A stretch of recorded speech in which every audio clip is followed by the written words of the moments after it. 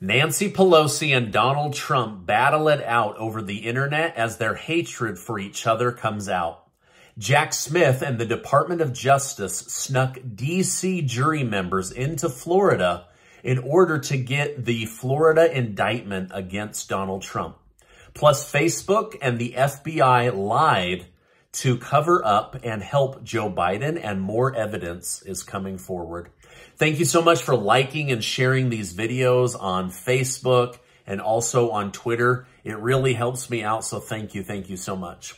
Floridian Judge Elaine is seemingly suspicious that the Department of Justice unfairly stacked the Florida jury against former President Donald Trump in the classified documents scandal involving Mar-a-Lago.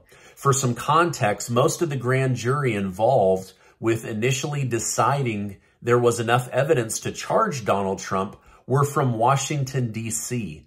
In response, Cannon has demanded the Department of Justice explain why they decided to use an out-of-state jury in this most important decision instead of a full Florida jury. So basically, each state under the law revolving around this Florida documents at Mar-a-Lago, that they have the right to put forward a grand jury to indict somebody. Well, it's now come out that the Department of Justice and Special Prosecutor Jack Smith didn't believe that they would be able to get an indictment against Trump. So instead of using a full Florida jury, which is what they're supposed to do, they actually flew D.C. people into Florida in order to get this indictment against the former president.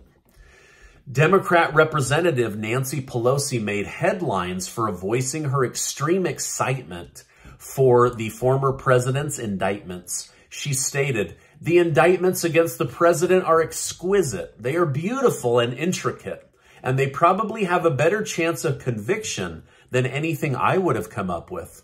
Now, Pelosi also commented on her thoughts of Trump becoming president again. She said, "It cannot happen, or we will not be the United States of America.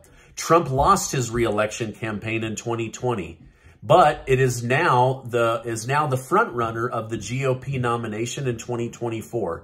If he were to be president, it would be a criminal enterprise in the White House." So she's saying the United States would cease to exist if Trump gets in, that we would have a criminal in the White House. I mean, it's a good thing we don't have a criminal enterprise running the White House right now, right? Now, last I checked, as I looked over history, during Donald Trump's first term as president, we had a booming economy that was only stopped by a lab-leaked super virus funded by Dr. Anthony Fauci. So I'm not sure why Nancy Pelosi would say this other than her pure vile hatred for Donald J. Trump. By the way, I read today that the Daily Mail is showing statistically that the city of San Francisco is struggling more than any city to recover from the harsh lockdowns. Now, interestingly enough, this isn't Donald Trump's district. This is Nancy Pelosi's district. So the city struggling the most to economically recover is Nancy Pelosi's city. I mean, you can't make this stuff up. All right, now speaking of corruption, Republican Representative Jim Jordan of Ohio has caught FBI Special Agent Elvis Chan in an apparent lie.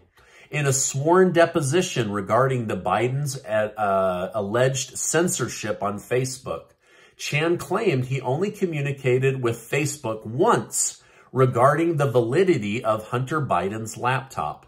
However, Jim Jordan obtained an internal document from Facebook, which showed that Chan had follow-up calls with Facebook after the initial meeting.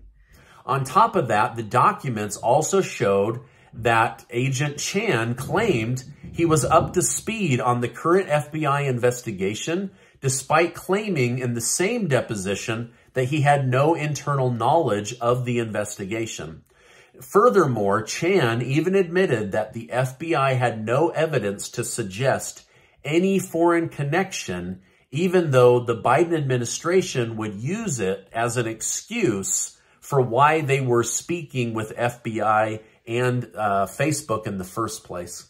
So essentially, Facebook covered for the Bidens while the FBI lied in order to strengthen Facebook's cover-up story. Man, we're living in a lot of corruption right now. Following an embarrassing freeze on stage, Senate Republican leader Mitch McConnell was just bombarded with people chanting that he needs to retire and to go away. Despite the boos, Mitch McConnell tried to continue his speech, but people were yelling, "You lost us the Senate. You need to retire. Go away." Former President Donald Trump reacted on Truth Social by stating, "I agree. Boo. Retire, retire, boo." Are they being too hard on Mitch McConnell? Or is it time for this 80-plus-year-old who's having health issues that his administration is trying to cover up to retire? Let me know your thoughts in the comments down below. Saudi Arabia has just finished hosting peace talks with Ukraine without inviting Russia. Representatives from over 40 countries attended the event in order to try to end this war and reestablish peace. Russia responded to the meeting claiming it was useless without Russia in attendance. But if you ask me, I personally think competing countries see this war as an opportunity to establish a new global leader. With America being seen globally as increasingly weak, China, Saudi Arabia, and Russia are all trying to rush in and fill this vacuum as the global dominator and the country that has the most influence. So hopefully some peace agreements will come out of this. Maybe, I'll be covering that this war is over very soon, but until then, I'll continue to keep you updated. Now, a Ukrainian woman has just been arrested in connection with an assassination plot against Ukrainian President Volodymyr Zelensky. Ukraine's Secret Service claimed that Russia, through this woman, planned to target Zelensky in a massive airstrike, which thankfully was averted. Now, I'm not sure if either country is interested in peace, as it seems that they continue to try to take out each other's country's president. But Ukraine isn't the only country with breached intelligence channels. 2 U.S. Navy sailors have just been arrested for passing classified U.S. military intelligence to China. We all know the U.S. has been very vocal about recruiting spies, but it appears that China is also equally trying to infiltrate people with high-level intelligence in order to use against the United States of America. President Joe Biden faces accusations of abusing power again over his $39 billion student loan debt forgiveness plan, as conservative groups like the Cato Institute and New Civil Liberties Alliance have sued Biden and the White House, claiming it exceeds its authority without congressional approval or public feedback. With student loan repayments resuming this fall after pandemic deferment, concerns about inflation and living costs are pushing people to want these student loan debt forgiveness to either happen or not happen. So it's basically fueling and creating a divide within the country. Biden's plan was to forgive 800,000 borrowers on income and economic-driven repayment plans, but this is now facing legal challenges as many groups are coming forward saying only Congress has authority to forgive this level of debt. Remember, $39 billion is a lot of money. Now, the Department of Education defends its one-time adjustment proposal, saying that this forgiveness timeline is worthy of consideration and should be reviewed. But again, other groups are saying this lacks authority and transparency. Now, I'm going to share 2 scary pieces of information and then a possible upside that I believe could be worth your time and money. First of all, did you know that the world uses 190 million pounds of uranium annually? The downside is we're only mining 130 million pounds worldwide, which means that 60 million pounds of uranium are being eaten out of countries' reserves, and we could potentially run out of uranium. The second downside is that the United States gets the majority of our uranium from Vladimir Putin. Now, as the war started, we stopped using Russian oil, but that only made up about 3% of all of our oil. But close to 60% of our uranium use comes from Vladimir Putin, and he could decide to cut it off or increase the prices.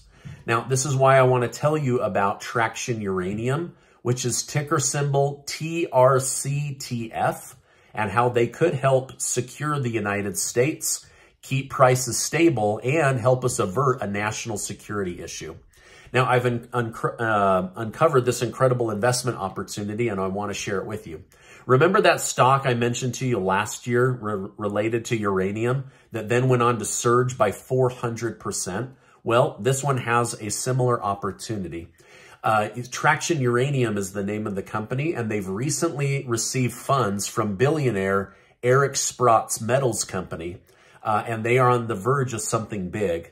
The demand for uranium is about to skyrocket as 60 million Americans rely on nuclear power, and our country is building 2 new uranium nuclear power plants. But we're competing against Russia, China, India, and the rest of the world. And we have a rocky relationship with Russia, right? I cover this every day. So we need to find a first world country that loves the United States, has open trade agreements with us, and has access to lots of uranium. This is where Traction Uranium comes in. With their 2 major projects in the Athabascan region, known for its rich uranium deposits, they are well positioned to help the United States. Canada's government, on top of that, fully supports mining uranium and trading that uranium with the United States. This is a good thing. Now, this year, Traction Uranium is embarking on their biggest exploration project yet, a critical phase in finding and extracting these rare earth minerals. The company's main management team is top-notch, and their geologist, Dr. Bowen Tan, has a track record for discovering millions and millions of pounds of uranium. So they've got an incredible geologist who believes this area of Canada has the uranium that Traction Uranium is looking for. On top of that, the owners of Traction Uranium own 55% of the company. So they've got significant skin in the game to make this thing work and do really well. The rest is owned by billionaire Eric Sprott's company, Cancord, and Research Capital. So this is a very interesting opportunity, just getting going on one of their biggest projects. So you don't want to miss out on this opportunity. So go do your own research on Traction Uranium, ticker symbol TRCTF, as they get ready to kick off their biggest exploration opportunity yet. I want to thank Traction Uranium for partnering with my channel and getting this information in front of my YouTube community. Make sure to do your own research, but you can find them on most major trading platforms. Now, before you go, I want to remind you that you are amazing. I appreciate you stopping by. Make sure to check out this super important video and hit that subscribe button. Thank you so much, and I will see you on the next video.